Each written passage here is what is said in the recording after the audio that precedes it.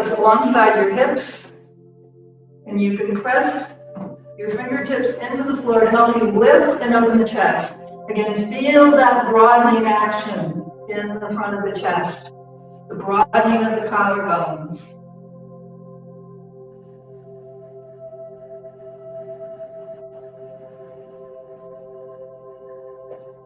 So we're going to then do Asta, Upavista Konasana. So bring the arms straight out in front of you and then lift them overhead. So we press down on the legs and lift out of the pelvis the same way we did in Tadasana or mountain pose at the very beginning of the class. Then I'll be doing a mirror image. Bring the arms down so that your left arm is in front of you and your right arm is in back.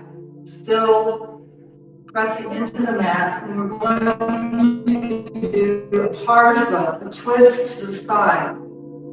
Twists in particular are going to activate the samana vayu as well as the apana vayu. So starting low down in the pelvis, close to the pelvic floor. There should be no gripping anywhere in the pelvic floor. Or the jaw is another likely place where gripping sometimes appears. Start twisting towards the right leg. And then keep working up. As you inhale, get more length in the spine, and then twist a little more deeply on the exhalation. So when we breathe, we're making the body more receptive to receive. And then when we let go, we twist a little more at the navel, at the rib cage. The shoulders should stay absolutely level.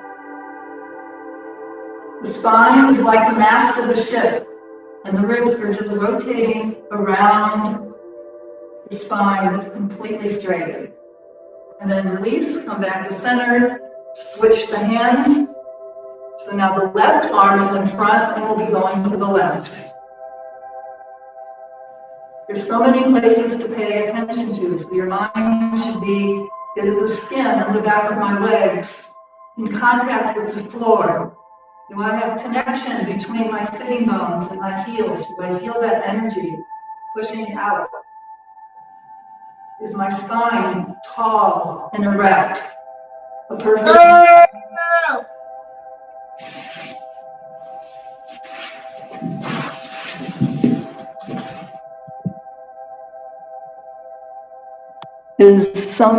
Okay. And then go twist to the side. Now you're going to the left, starting low at the pelvic floor, then by the navel. Keep the collarbones broad, then twisting at the rib cage, the lower ribs, the middle ribs, and then the shoulders.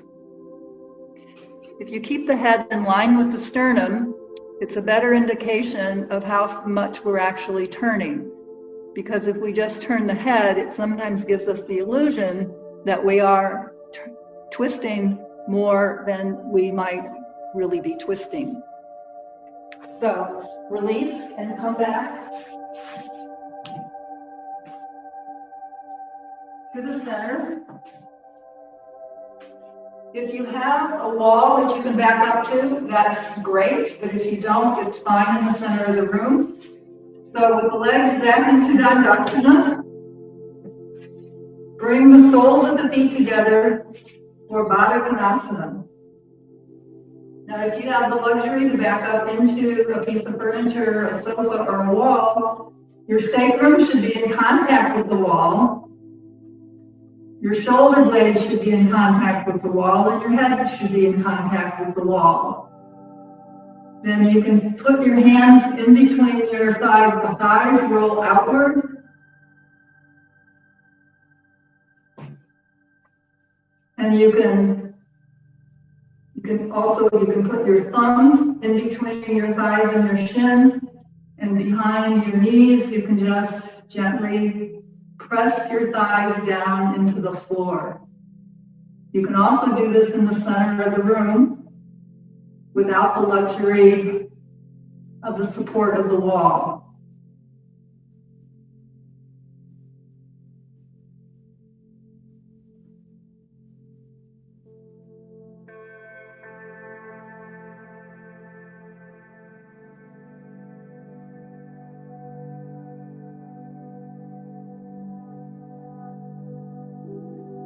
And then to come out of this, you bring your hands to the outside of your knees.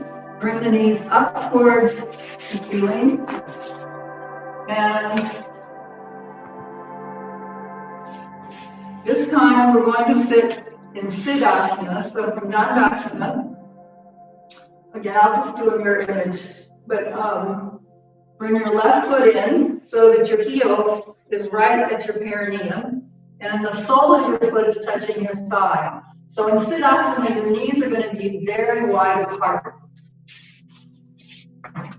Then you bring the other foot in and place that ankle, that heel right on top of the other. You can tuck the toes in between, if that works for you, in between the thigh a little bit. You can kind of tuck the toes in, and the toes on the bottom can sometimes fit in between the shin and the thigh or the other leg. So the thighs are quite wide apart. Press your hands behind the hips. Lift and open the chest. And then with your hands on the mat in front of you, stretch the hands out.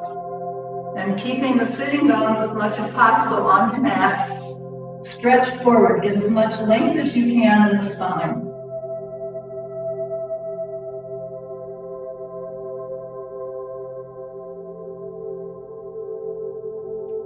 And then come on back to sitting.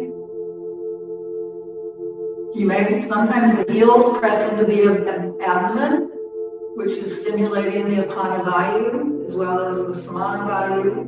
And then turn over onto your back so that your torso is on the floor, your soles are on the floor, and stretch the arms out and tuck the shoulder blades under. Bring the heels as close to the buttock bones as possible. If you can grab your ankles, that's fine, but we all have different length arms and legs. Sometimes the anatomy doesn't permit that. So you can also grab the edges of the mat instead. For Chatush Padasana, our four-footed creature pose. Now, and on an inhalation, and then exhale and lift the hips. Lift them as high as possible.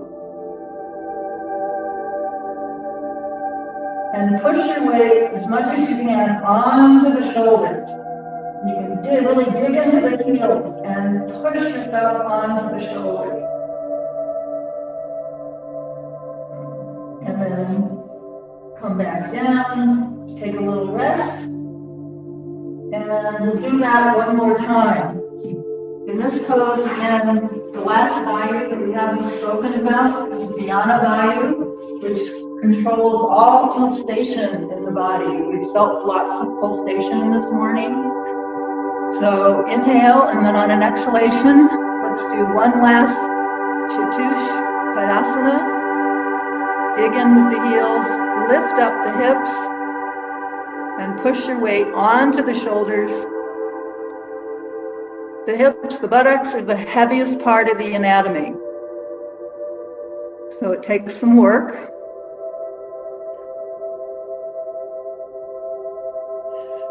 And then come back down and release. And from here, we will go into Shavasana.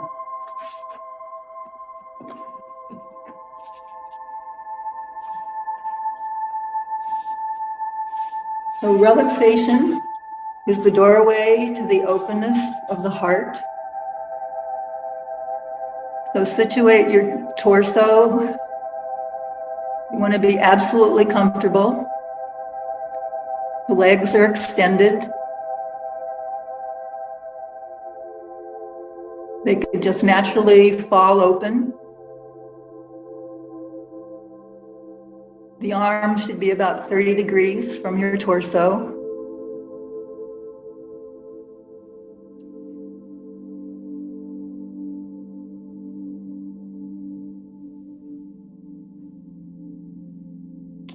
Let your organs of perception just pay attention, observe. What's different about you, about your body, about your mind than the state you were in before you began?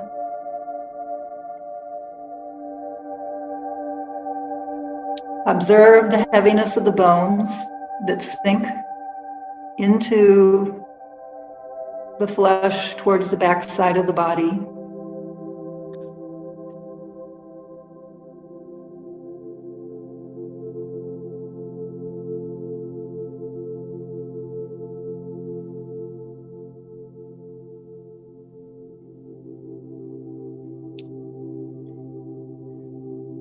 Notice this abundance of space within.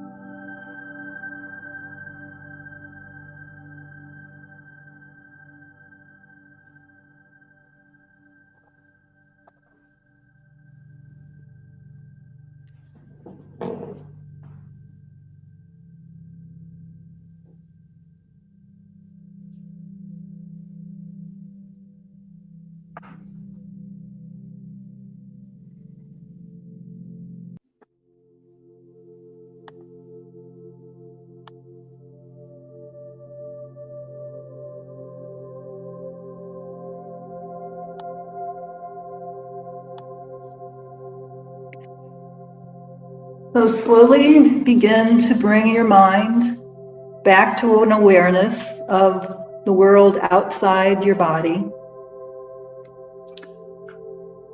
And you can begin moving your arms and legs. You may want to bend your legs at the knees and hug your knees to your chest. And then roll to your side and rest for a few moments.